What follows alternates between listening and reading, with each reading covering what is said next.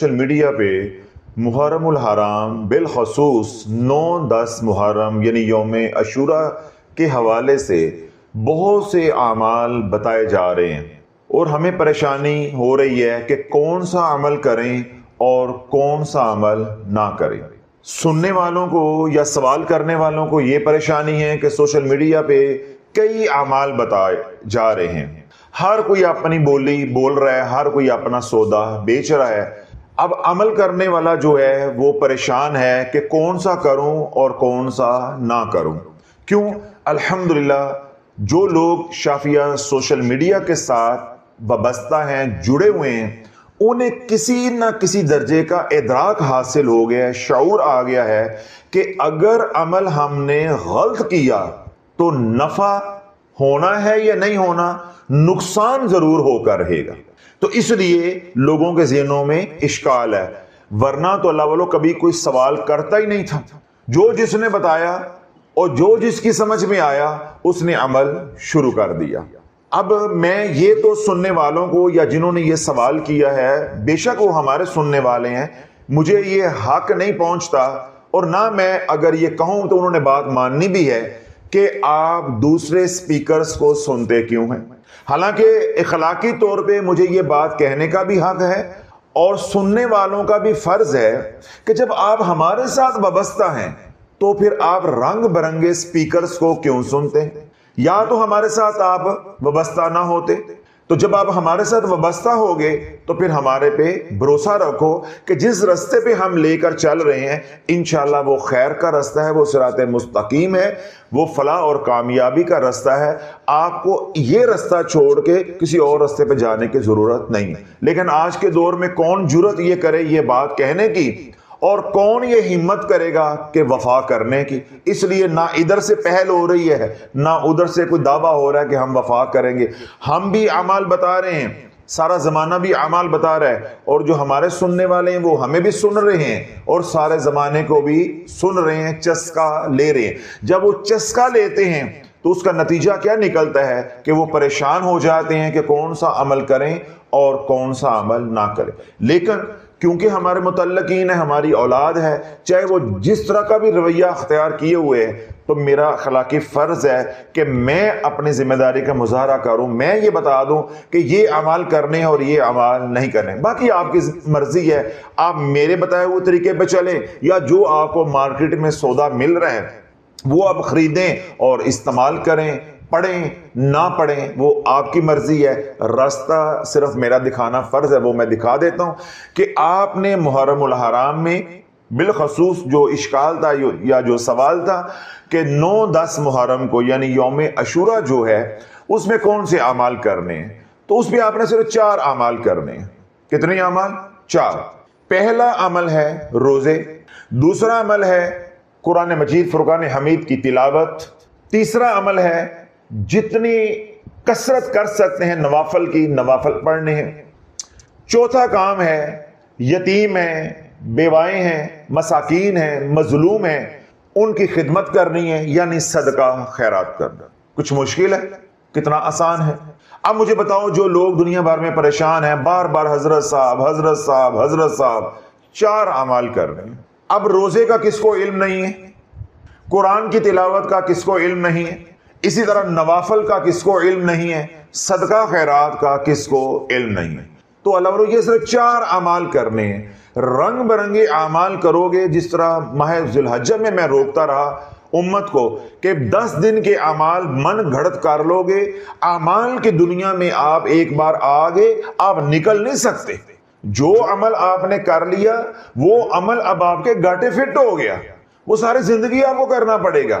تو آپ اتنے اعمال کیسے سنبھالو گے کہ ماہ ذی الحجہ کے اعمال، ماہ محرم الحرام کے اعمال، سفر میں یہ لوگ پھر چورن بیچیں گے، حزب البحر کا، دعائے سیفی کا، یا سفر کے الگ سے اعمال، پھر ربیع الاول میں سارا زمانہ ٹوٹ پڑے گا، وہ الگ اعمال، جمادی ثانی کے الگ اعمال، پھر رجب آ جائے گا، پھر شعبان آ جائے گا، پھر رمضان آ جائے گا، اس کے الگ اعمال۔ اللہ والو، وہ تو کوئی دن رات بھی عبادت کرنے والا ہو تو اتنے اعمال کو نہ کر سکتا ہے، نہ ان کی تکرار ہوگی اور نہ اس کی تاثیر کو سنبھال سکتا ہے۔ شرائط کو سمجھنا، شرائط کو پورا کرنا تو بڑی دور کی بات ہے۔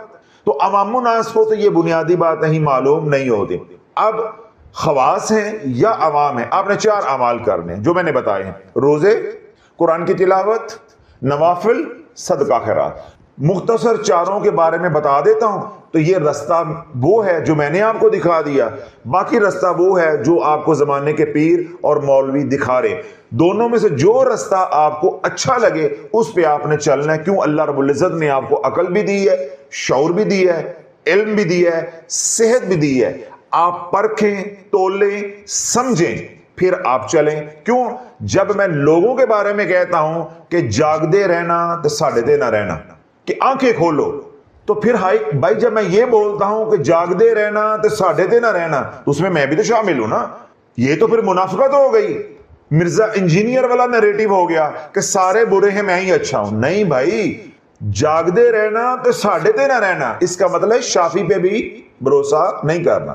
اس لیے میرا فرض ہے، رستہ میں بتا دیا، تھوڑے سے فضائل بتا دیتا ہوں، فیصلہ آپ نے کرنا ہے اس رستے پہ چلنا ہے یا کسی اور کے رستے پہ چلنا ہے۔ اللہ کے نبی علیہ الصلوۃ والسلام کا ارشاد پاک ہے کہ جس نے یوم عاشورہ 10 محرم الحرام کا روزہ رکھا، اس کو اللہ رب العزت 1000 مقبول حج کا ثواب عطا فرمائے گا، 1000 مقبول عمرے کا ثواب عطا فرمائے گا، 1000 شہیدوں کا ثواب عطا فرمائے گا، 1000 غلام آزاد کرنے کا ثواب عطا فرمائے گا۔ حضور علیہ الصلوۃ والسلام نے ارشاد فرمایا، غلام وہ جو سیدنا اسماعیل علیہ السلام کی اولاد میں سے ہوں، ان غلاموں کو آزاد کرنے کا ثواب عطا فرمائے گا۔ پھر حضور علیہ الصلوۃ والسلام نے ارشاد فرمایا کہ جس نے یوم عاشورہ یعنی 10 محرم الحرام کا روزہ رکھا، اللہ اس کو جنت میں 70,000 محل عطا فرمائے گا، جنت اس کے نام کر دے گا اور جہنم سے بری کر دے گا۔ کافی فضیلت ہے، کیونکہ بات کو بڑھاتا جاؤں گا بیان لمبا ہوتا جائے گا۔ ایک میں بات کہہ دیتا کہ یوم عاشورہ کو روزہ رکھنا سال بھر کے روزے رکھنے کے برابر ہے، یعنی نفلی روزے، تو میرا خیال ہے یہ ایک حدیث پاک ہی کافی تھی۔ جس نے رکھنا ہے اور جس نے نہیں رکھنا، ساری رات فضائل بیان کرتا رہوں گا، اس نے نہیں رکھنا۔ تو بنیاد میں نے بتا دی ہے کہ ہم نے اعمال کرنے ہیں 4: روزے، قرآن کی تلاوت، نوافل، صدقہ خیرات۔ باقی کوئی رنگ برنگا ہم نے وظیفہ نہیں کرنا، نہ دعائیں پڑھنی ہیں، نہ اوٹ پٹانگ کام کرنے ہیں، نہ ہم نے جو ہے وہ نقش لکھ کر لگانے ہیں، نہ ہم نے جوتے مار کے گھر سے جنات بگانے۔ کوئی اس طرح کا کام ہم نے نہیں کرنا جو خلاف شرع ہو۔ تو پہلا کام کیا ہو گیا؟ روزہ رکھنا ہے۔ تو روزے کی فضیلت میں نے مختصر ترین الفاظ کے اندر بیان کر دی ہے کہ یوم عاشورہ کا روزہ رکھا تو 1000 مقبول حج، 1000 مقبول عمرے، 1000 شہیدوں کا ثواب، 1000 غلام آزاد کرنے کا ثواب، پھر 70,000 محلات آپ کو ملیں گے جنت میں، جنت آپ کے نام ہو گئی، جہنم سے آپ کی خلاصی ہو گئی۔ اگلی حدیث پاک، اللہ کے نبی علیہ الصلوۃ والسلام کا ارشاد پاک ہے کہ جس نے یوم عاشورہ کو عبادت کی، اللہ اس کو 1000 فرشتوں کی عبادت کا ثواب عطا فرمائے گا۔ اب یہ حدیث پاک تمام عبادات کو، تمام اعمال کو کور کر لیتی ہے۔ روزہ بھی ایک عبادت ہے، روزہ بھی ایک عبادت ہے۔ کافی ہے۔ اگلی بات، قرآن کی تلاوت، جو ہم نے اگلا عمل کرنا ہے۔ اللہ کے نبی علیہ الصلوۃ والسلام نے ارشاد فرمایا کہ جس نے 10 محرم الحرام کو، یوم عاشورہ کو، قرآن مجید فرقان حمید کی محض 10 آیات کی تلاوت کی، اللہ رب العزت سارا سال قرآن پڑھنے کا ثواب عطا فرمائے گا، سارا سال قرآن پڑھنے کا ثواب عطا فرمائے گا۔ اگلی حدیث پاک، اللہ کے نبی علیہ الصلوۃ والسلام کا ارشاد پاک ہے کہ جس نے محرم الحرام کسی بھی دن، کسی بھی رات، کسی بھی گھڑی میں قرآن مجید فرقان حمید کی ایک آیت مبارکہ کی تلاوت کی، اللہ رب العزت اس کو 1000 آیات مبارکہ کی تلاوت کرنے کا ثواب عطا فرمائے گا۔ کافی ہے۔ 2 اعمال کی فضیلت مختصر کافی ہے کہ ایک ہم نے روزے رکھنے، اور روزے کے بارے میں مسئلہ کیا ہے کہ ایک روزہ نہیں ہم رکھ سکتے، ہماری شریعت کے اندر وہ ممنوع ہے. یا آپ 9-10 کا رکھیں گے یا آپ 10-11 کا رکھیں گے. روزہ 10 ہی کا ہے، یوم عاشورہ کا ہے، لیکن کیونکہ اس کی مشابہت ہو جاتی ہے یہودیوں کے ساتھ، اس لیے اللہ کے نبی علیہ الصلوۃ والسلام نے منع فرمایا ہے کہ یا تو 9 کا اس کے ساتھ جوڑیں گے آپ، یا 10 کے ساتھ 11 کا جوڑیں گے. تو یوں آپ 9-10 کا روزہ رکھیں گے یا آپ 10-11 کا روزہ رکھیں گے. تو 2 روزے آپ کے ہو گئے. ساتھ آپ کیا کریں گے؟ زیادہ سے زیادہ قرآن مجید کی تلاوت کریں گے. پھر حضور علیہ الصلوۃ والسلام نے ارشاد فرمایا کہ جس نے یوم عاشورہ کو 1000 مرتبہ سورۃ اخلاص پڑھی، اللہ اس کے اوپر نگاہ رحمت فرمائے گا اور اس کو مقام ولایت عطا فرمائے گا، اور ولایت بھی وہ ہوگی جو مقام صدیقیت کی ہوگی. تو یوم عاشورہ کو قرآن پڑھنے کی اتنی فضیلت ہے. جتنا آسانی ہو اتنا قرآن پڑھیں. بقیہ جو وقت ہے اس میں آپ نے سورۃ اخلاص کا اہتمام کرنا ہے. 2 باتیں سمجھ آ گئی، یعنی 2 اعمال آپ کو سمجھ آ گئے. ایک ہو گئے روزے اور دوسرا عمل ہو گیا قرآن کی تلاوت. تیسرا کیا ہے؟ نوافل. جتنے مرضی نوافل پڑھیں، ان کا کوئی خاص طریقہ نہیں ہے. کوئی اللہ کے نبی علیہ الصلوۃ والسلام نے تلقین نہیں فرمایا، کوئی سنت عمل ہمارے تک نہیں پہنچا، کسی کتاب کے اندر نہیں ہے. کوئی اللہ کے نبی علیہ الصلوۃ والسلام سے منسوب کر کے آپ کو عمل بتا رہا ہے، وہ جھوٹ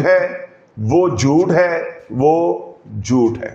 جس طرح معمول کے مطابق آپ نوافل پڑھتے ہیں وہی نفل آپ نے پڑھنے ہیں. ہر رکعت کے اندر سورۃ اخلاص پڑھو، ہر رکعت کے اندر سورۃ کوثر پڑھو، ہر رکعت کے اندر آخری 2 کل پڑھو، یا قرآن کی کوئی اور 3 آیات جو ہے وہ پڑھو.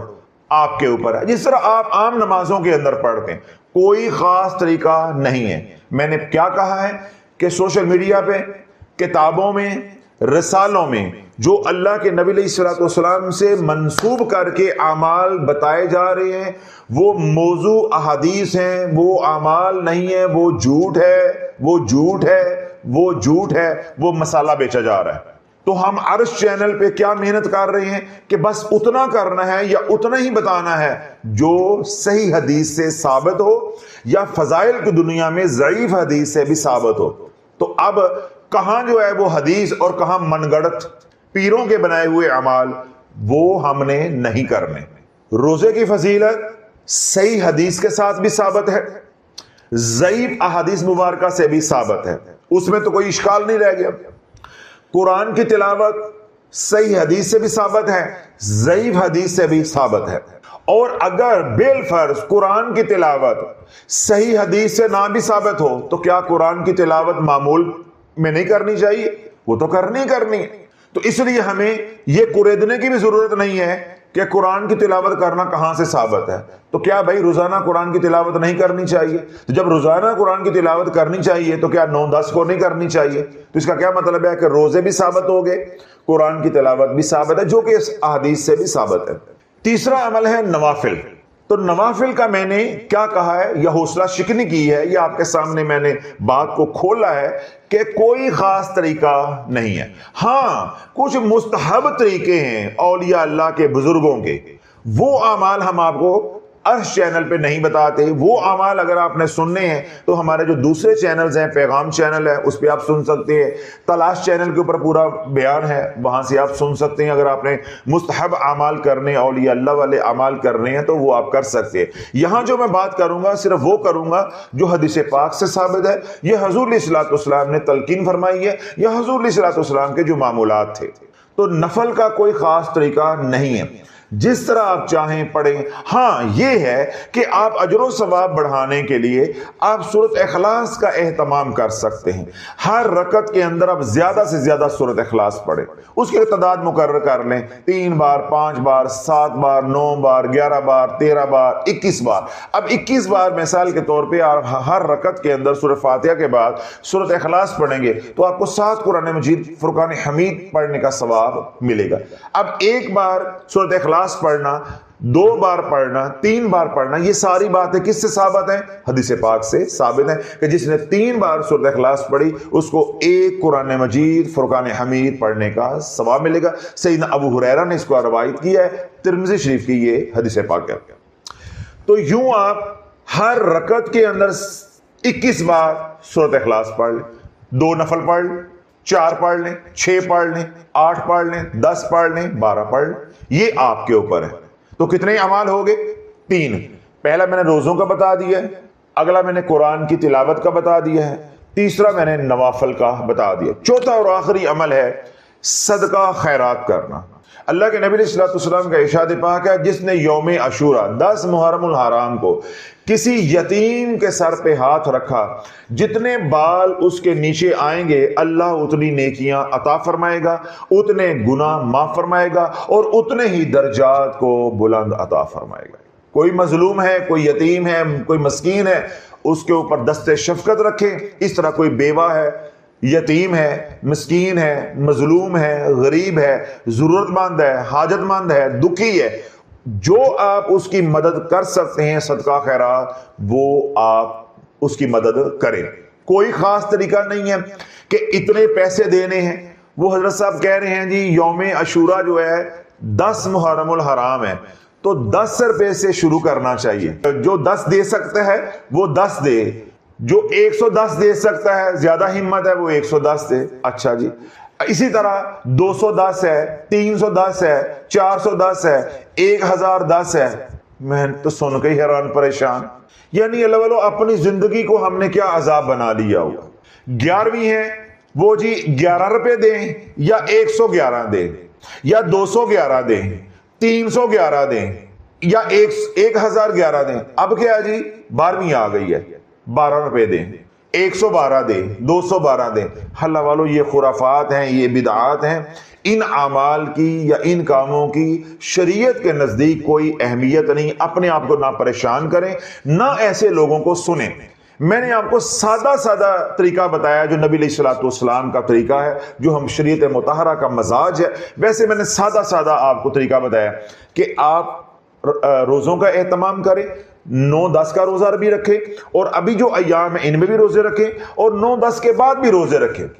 اللہ کے نبی علیہ السلام کا ارشاد پاک ہے کہ رمضان المبارک کے بعد سب سے زیادہ فضیلت والے روزے محرم الحرام کے ہیں۔ اب میدان بھی آپ کے پاس ہے، گھوڑا بھی آپ کے پاس ہے، جتنا دوڑا سکتے ہو، 29 راتیں بھی ہیں، 29 دن بھی ہیں، نفع اٹھاؤ۔ تو روزے رکھیں، زیادہ سے زیادہ قرآن کی تلاوت کریں، فرض نمازوں کے بعد وقت مل جائے تو زیادہ سے زیادہ نوافل پڑھیں، اور اگر اللہ نے مال دیا ہوا ہے، آسانی ہے، تو زیادہ سے زیادہ مال اللہ کی راہ میں خرچ کریں۔ کیوں؟ حضور علیہ السلام کے ارشاد پاک ہے کہ جس نے محرم الحرام میں ایک نیکی کی، اس کا اجر 1000 گنا دیا جائے گا۔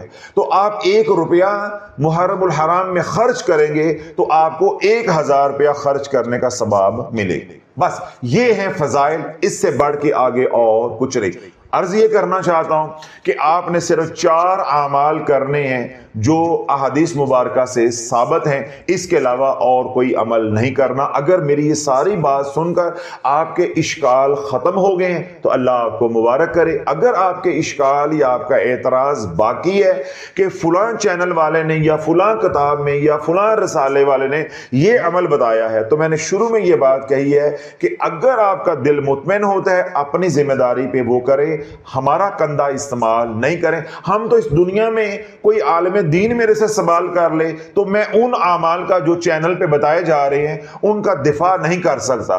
کل اللہ کے نبی پل صراط پہ کھڑے کر کے مجھے پوچھ لیں کہ جب میں نے اعمال بتائے یا میں نے اعمال کر کے امت کے لیے چھوڑے یا جن اعمال کا میں نے حکم دیا ان میں کیا کمی تھی؟ ان میں کیا کمی تھی؟ میری سنتیں مٹ رہی تھی، میری امت میرے طریقوں سے دور ہو رہی تھی، تو جو ہے بابوں کے وظائف بتاتا رہا، بابوں کے طریقے بتاتا رہا، میرے اعمال کے اندر تجھے کیا کمی محسوس ہوئی تھی؟ تو میں نے اللہ والو ماڑا بندہ ہوں، میں نے تو یہ کہا ہے کہ یہاں میرے سے کوئی عالم دین کو پڑھا لکھا بندہ سوال کر لے کہ یہ جو عمل آپ بتا رہے ہیں محرم میں یہ کہاں سے ثابت ہے، تو میں تو اس کو جواب نہیں دے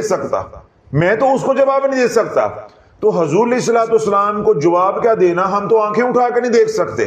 تو ہم اللہ والو ماڑے بندے ہیں، لالا کمزور آدمی ہوں، تو ہم ایسا کوئی کام نہیں کر سکتے۔ جو باتیں ثابت ہیں، جو 4 اعمال ثابت ہیں وہ آپ کو بتا دی ہیں۔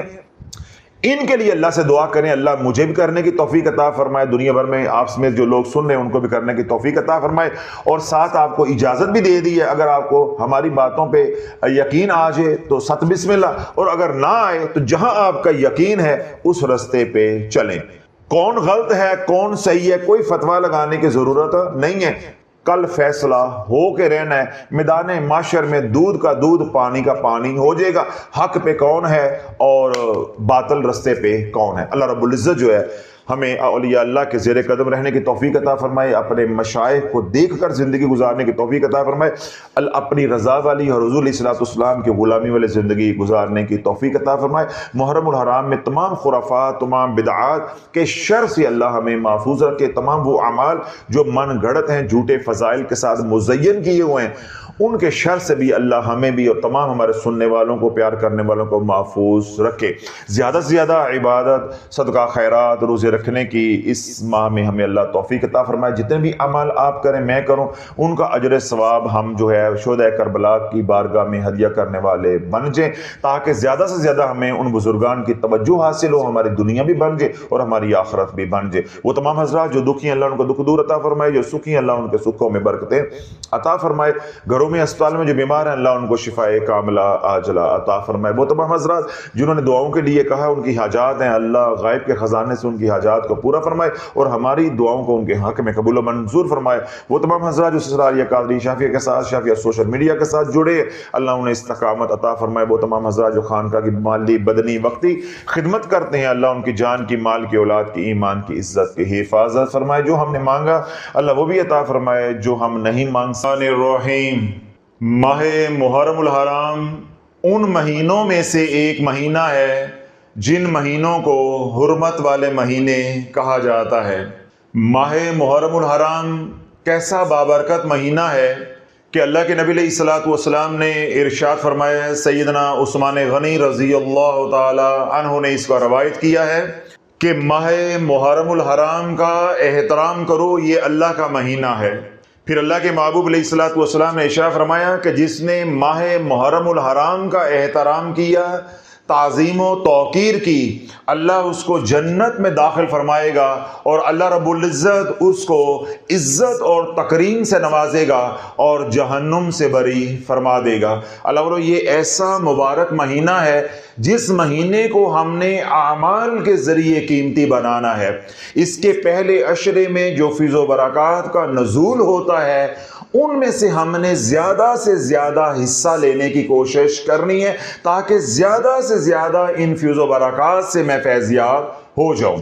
کیوں؟ یہ گھڑیاں آئیں گی اور گھڑیاں گزر جائیں گی۔ محرم الحرام آئے گا، محرم الحرام گزر جائے گا۔ جبکہ محرم الحرام کے بارے میں اللہ کے نبی علیہ السلام نے ارشاد فرمایا کہ اللہ رب العزت اعمال کا یعنی نیکی کا جو اجر و ثواب ہے وہ 1 سے بڑھا کر 700 گنا تک کر دیتا ہے۔ آپ حیران ہوں گے کہ اللہ کے نبی علیہ السلام نے ارشاد فرمایا کہ جس نے ماہ محرم الحرام میں محض 10 آیات مبارکہ قرآن مجید فرقان حمید کی پڑھی یعنی تلاوت کی اس کو سارا سال قرآن کی تلاوت کا ثواب ملے گا، سارا سال قرآن کی تلاوت کا ثواب ملے گا اور اللہ اس کے نامہ اعمال میں 10,000 نیکیاں لکھوائے گا جو محرم الحرام میں محض 10 آیات قرآن مجید فرقان حمید کی پڑھے گا۔ تو پچھلے 2 بیانات میں بھی میں نے یہ بات عرض کی تھی کہ ماہ محرم الحرام میں ہم نے وہی اعمال کرنے ہیں جن اعمال کا اللہ نے حکم دیا ہے یا اس کے محبوب نے اپنی امت کو عطا کیے ہیں۔ ہم نے دیگر اعمال نہیں کرنے، ہم نے ان اعمال کے اندر رہنا ہے جو اعمال محفوظ ہیں، ہم نے وہ اعمال کرنے ہیں جو شرائط کے بغیر ہے۔ آج اسی طرح کا ایک مستحب عمل ہے جو صوفیہ کے ہاں صدیوں سے چلا آ رہا ہے، جو آپ کی نظر کرنا چاہ رہا ہوں کہ آپ نے محرم الحرام میں کسی بھی دن یا کسی بھی رات کو 4 رکعت نماز نفل ایک خاص طریقے سے پڑھنی ہے، اس کے بعد ذکر و فکر کرنا ہے، تو انشاءاللہ العزیز آپ کو حسنین کریمین کی شہزادوں کی زیارت بھی نصیب ہوگی اور کل قیامت کے دن شفاعت بھی نصیب ہوگی۔ تو اس سنہری موقع سے آپ نے فائدہ اٹھانا ہے، رنگ برنگے اوراد و وظائف سے آپ نے اجتناب کرنا ہے۔ اب وہ عمل کیا ہے؟ یکم محرم الحرام کو یہ عمل کر لیں یا 29-30 محرم الحرام کو یہ عمل کر لیں، دن میں یہ عمل کر لیں یا رات میں یہ عمل کر لیں، جب چاہیں آپ یہ عمل کر لیں۔ اور یہ بھی ہے کہ ایک بار عمل کر لیا ہے اور بار بار آپ کا دل چاہ رہا ہے یہ عمل کرنے کو، تو 30 راتیں اور 30 دن ہیں، آپ 60 بار بھی یہ عمل کر سکتے ہیں، دن میں کئی بار بھی آپ یہ عمل کر سکتے ہیں۔ کہنا یہ چاہ رہا ہوں کہ یہ عمل اتنا بابرکت ہے اور اتنا محفوظ ہے۔ اب عمل کیا ہے کہ آپ نے محض 4 رکعت نماز نفل پڑھنی ہے اور 2 سلاموں کے ساتھ پڑھنی ہے، یعنی پہلے 2 رکعتیں پڑھنی ہے، اس کے بعد 2 رکعتیں پڑھنی ہے۔ کوئی خاص وقت نہیں ہے، کوئی خاص طریقہ نہیں ہے، کوئی خاص نیت نہیں ہے، جس طرح معمول کے مطابق آپ 2 نفل پڑھتے ہیں آپ 2 نفل پڑھیں گے۔ سورۃ فاتحہ کے بعد آپ نے 15 بار سورۃ اخلاص پڑھنی ہے، یعنی قل هو اللہ احد اللہ الصمد لم یلد ولم یولد ولم یکن لہ کفوا احد۔ آپ کو طریقہ سمجھ آ گیا کہ 4 رکعت نماز نفل پڑھنی ہے، 2 کر کے پڑھنی ہے، 2 سلاموں کے ساتھ پڑھنی ہے، کوئی خاص وقت نہیں ہے، کوئی خاص طریقہ نہیں ہے، کوئی خاص نیت نہیں ہے۔ صرف ایک بات آپ نے یاد رکھنی ہے کہ ہر بار سورۃ فاتحہ کے بعد 15 مرتبہ آپ نے سورۃ اخلاص قل هو اللہ احد پڑھنی ہے۔ اب آپ نے 4 رکعت نماز نفل پڑھ لی، کرنا کیا ہے؟ اب جب نماز سے آپ فارغ ہو گئے تو آپ نے 100 بار پڑھنا ہے سبحان اللہ سبحان اللہ سبحان اللہ، 100 بار آپ نے پڑھنا ہے الحمدللہ الحمدللہ الحمدللہ، پھر آپ نے 100 بار پڑھنا ہے استغفر اللہ استغفر اللہ استغفر اللہ۔ مشکل لگ رہا ہے؟ آپ بڑے حیرت زدہ ہو کے دیکھ رہے ہیں جیسے بہت مشکل عمل بتا رہا ہوں۔ آپ نے 4 رکعت نماز نفل پڑھ لی تو 3 اذکار میں نے بتائے ہیں، سبحان اللہ الحمدللہ استغفر اللہ، یعنی ایک تسبیح کرنی ہے، 100 بار پڑھنا ہے۔ اس کے بعد آپ نے 1001 مرتبہ، کتنی بار؟ 1001 مرتبہ آپ نے درود مغفرت پڑھنا ہے۔ درود مغفرت کیا ہے؟ اللہم صلی علی محمد وعلی آل محمد وبارک وسلم، اللہم صلی علی محمد وعلی آل محمد وبارک وسلم، اللہم صلی علی محمد وعلی آل محمد وبارک وسلم۔ اس کو کہتے ہیں درود مغفرت۔ اب آپ نے دن ہے یا رات ہے، 4 رکعت نماز نفل 2 کر کے پڑھ لی اور ہر رکعت میں سورۃ فاتحہ کے بعد 15 مرتبہ سورۃ اخلاص کے ساتھ، اس کے بعد آپ نے ایک تسبیح سبحان اللہ کی، ایک تسبیح الحمدللہ کی اور ایک تسبیح استغفر اللہ کی، اور اس کے بعد 1001 بار آپ نے درود مغفرت پڑھ لیا۔ اب کیا کرنا ہے؟ اب جو کرنا ہے وہ توجہ کے ساتھ سنیں۔ حضرت شبلی رحمت اللہ علیہ فرماتے ہیں کہ میں نے جب یہ عمل کیا، یعنی کون سا عمل کیا؟ جو میں نے سارا آپ کو تفصیل کے ساتھ سمجھا دیا ہے، بتا دیا ہے۔ شبلی رحمت اللہ علیہ فرماتے ہیں جب میں نے یہ عمل کیا، عمل کرنے کے بعد میں نے رب کی بارگاہ میں التجا کی کہ یا اللہ، جو میں نے 4 رکعت نماز نفل 15 مرتبہ سورۃ اخلاص ہر رکعت میں اضافی پڑھ کے پڑھی ہے، اور اس کے بعد 100 بار سبحان اللہ پڑھا ہے، 100 بار الحمدللہ پڑھا ہے، 100 بار استغفار پڑھا ہے اور 1001 بار درود مغفرت پڑھا ہے، تو اس کو اپنی بارگاہ رحمت میں قبول و منظور فرما، اور اس کا اجر و ثواب میں حسنین کریمین کی بارگاہ میں بوسیلہ حضور علیہ الصلوۃ والسلام کے پیش کرتا ہوں، قبول و منظور فرما۔ مختصر یہ کہ جو عمل میں نے بتایا ہے، اس عمل کا ثواب آپ نے حسنین کریمین کی بارگاہ میں ہدیہ کرنا۔ حضرت شبلی رحمت اللہ فرماتے ہیں کہ جب میں نے یہ عمل کیا اور اس عمل کا اجر و ثواب میں نے حسنین کریمین کی بارگاہ میں جب ہدیہ کر دیا، تو رات کو مجھے حسنین کریمین کی زیارت ہوئی اور وہ بڑے حشاش بشاش تھے اور خوش تھے، مجھے مخاطب کر کے فرمانے لگے کہ شبلی، تو نے ہمیں خوش کیا ہے، ہم تجھے بشارت دیتے ہیں، تو نے ہمیں خوش کیا ہے، ہم تجھے بشارت دیتے ہیں۔ تو میں نے 10 بستہ عرض کی کہ شیخ کیا بشارت دیتے ہیں؟ تو حسنین کریمین نے فرمایا کہ کل قیامت کے دن تیرا ہاتھ پکڑ کر ہم اپنے ساتھ جنت میں لے جائیں گے۔ تو میں نے عرض کی حسنین کریمین کی بارگاہ میں کہ کیا یہ بشارت صرف میری ذات تک محدود ہے؟ تو حسنین کریمین نے فرمایا کہ نہیں، جو بھی قیامت تک حضور علیہ الصلوۃ والسلام کا امتی یہ عمل کر کے اس کا اجر و ثواب ہمیں پہنچاتا رہے گا، ہم اس کی شفاعت کے پابند ہوں گے، یعنی ان کی شفاعت ہمارے پہ لازم ہوگی، ہمارے پہ واجب ہوگی۔ تو اللہ بولو یہ عمل امانت تھا، میں نے آپ تک پہنچا دیا کہ جس طرح شبلی رحمت اللہ علیہ نے یا دیگر لاکھوں اولیاء اللہ نے اس عمل سے استفادہ کیا ہے، آپ بھی اس عمل سے استفادہ کرنے والے بن جائے۔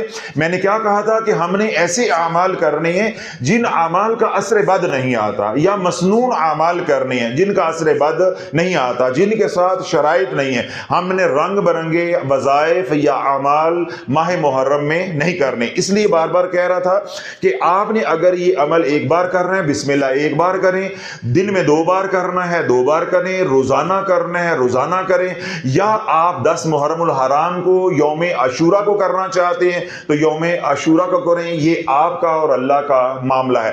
ہر طرح سے اجازت ہے، کسی بھی طرح کا رابطہ کر کے ہمارے سے دوبارہ اس عمل کی اجازت لینے کی ضرورت نہیں ہے۔ 4 رکعت نماز نفل پڑھنی ہے 2 سلاموں کے ساتھ، یعنی پہلے 2 رکعتیں پڑھنی ہیں پھر 2 رکعتیں پڑھنی ہیں۔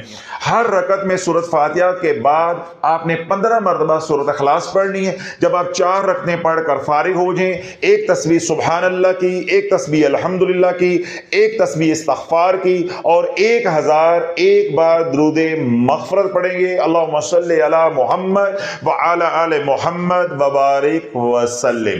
تو یوں آپ نے پڑھنے کے بعد یعنی عمل کرنے کے بعد جب فارغ ہو جانا ہے تو محض دعا کرنے کی، یا اللہ یہ میں نے اعمال کیے ہیں تو قبول و منظور فرما، ان کا اجر و ثواب میں حضور علیہ الصلوۃ والسلام کی بارگاہ رسالت میں پیش کرتا ہوں، اور ان کے وسیلہ جلیلہ سے حسنین کریمین کی بارگاہ میں ہدیۃً تحفۃً پیش کرتا ہوں۔ یہ مختصر دعائیہ کلمات ہیں، یہ آپ نے دعا کرنی، اس کے بعد آپ فارغ ہیں۔ پھر لجپال جانے تو رب جانے، پھر رب جانے تو آپ جانو، آگے ہمارا کرنے والا کوئی کام نہیں ہے۔ اس عمل کی آپ کو بھی اجازت ہے، دنیا بھر میں جو لوگ سن رہے ہیں انہیں بھی اجازت ہے، اور اگر آپ اس عمل کی تکرار کرنا چاہتے ہیں یعنی اس عمل کو بار بار کرنا چاہتے ہو تو میں آپ کو آسان طریقہ بھی آپ کو سمجھا دیتا ہوں۔ آپ نے اس عمل کو مینج کیسے کرنا ہے۔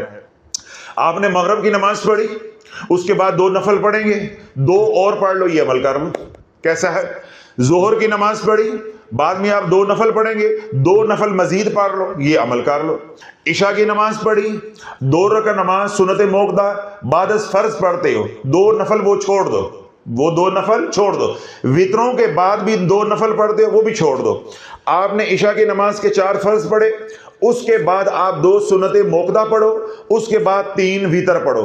2 نفل جو درمیان میں پڑھتے وہ بھی چھوڑ دو، جو آخر پہ وطر پڑھنے کے بعد آپ 2 نفل پڑھتے وہ بھی چھوڑ دو۔ اب یہ 4 نفل اکٹھے پڑھ لو، آپ کو قیام اللیل کا ثواب بھی مل جائے گا، آپ کو تہجد کا ثواب بھی مل جائے گا، آپ کو نفل پڑھنے کا ثواب بھی مل جائے گا، اور یہ عمل کرنے کا ثواب بھی مل جائے گا۔ کوئی الگ سے مشقت نہیں ہے، صرف فرق کیا ڈالنا ہے کہ آپ نے ہر رکعت میں سورۃ فاتحہ کے بعد 15 مرتبہ سورۃ اخلاص پڑھنی ہے۔ ہاں، یہ عمل آپ نے اس وقت کرنا ہے کہ جب آپ کے پاس اتنا وقت ہو کہ اعمال کرنے کے بعد آپ نے، کیونکہ 100 بار سبحان اللہ پڑھنا ہے، 100 بار الحمدللہ پڑھنا ہے، 100 بار استغفار پڑھنا ہے، اور اس طرح 1001 بار آپ نے درود مغفرت پڑھنا ہے۔ تو نوافل پڑھنے کے بعد اگر آپ سمجھتے ہیں کہ میرے پاس وقت ہے، یعنی ظہر کے بعد وقت ہے، مغرب کے بعد وقت ہے، یا عشاء کے بعد وقت ہے، تو آپ یوں بھی مینج کر سکتے ہیں جس طرح میں نے آپ کو